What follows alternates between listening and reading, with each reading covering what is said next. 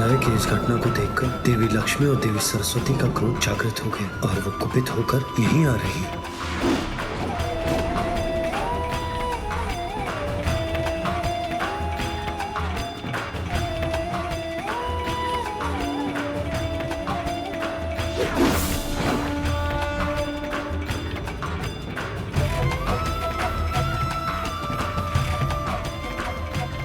सभी देवियां यहाँ आ गई और सबके मुख पर इतना अपार क्रोध झलक रहा है।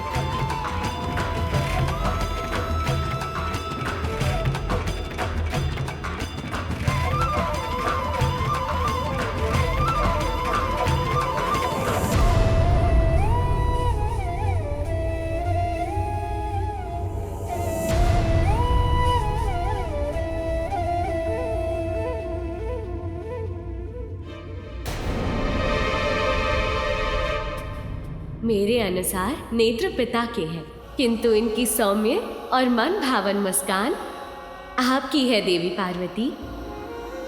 कितनी मनमोहक मुस्कान है, जैसे चारों दिशाओं को प्रकाशित कर रही हो।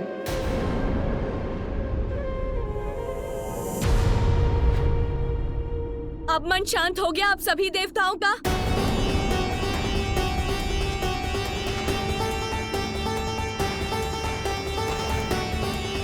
आप लोगों को ज्ञात भी है कि क्या कर बैठे हैं आप? जानते हैं ये बालक कौन था?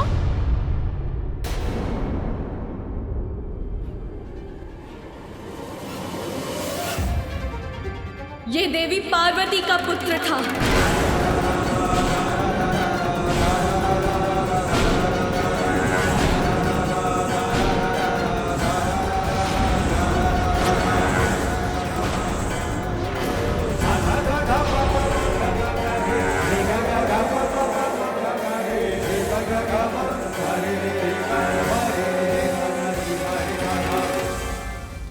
माता पार्वती का पुत्र? ये कैसे संभव है?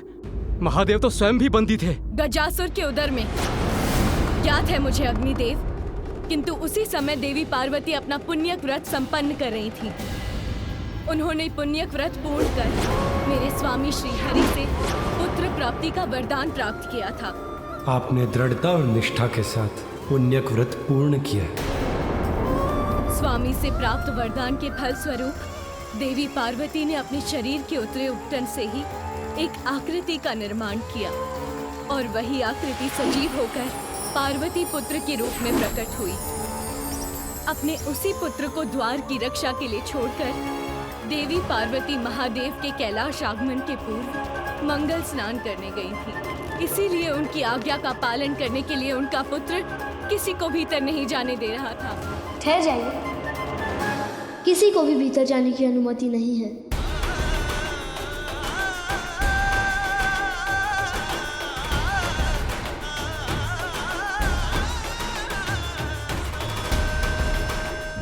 किंतु आप सभी ने देवता होते हुए भी इतनी सी बात को इतना बड़ा बना दिया कि उस बालक को अपने प्राणों से ही वंचित होना पड़ गया। नंदी, मैं तुम्हें अपने व्रत स्थल की रक्षा का दायित्व देती हूँ। मेरा व्रत पूर्ण होने तक यहाँ किसी का प्रवेश नहीं होना चाहिए। किसी का से मेरा अर्थ है यहाँ कोई नहीं आना चाहिए। जो आज्ञा माता।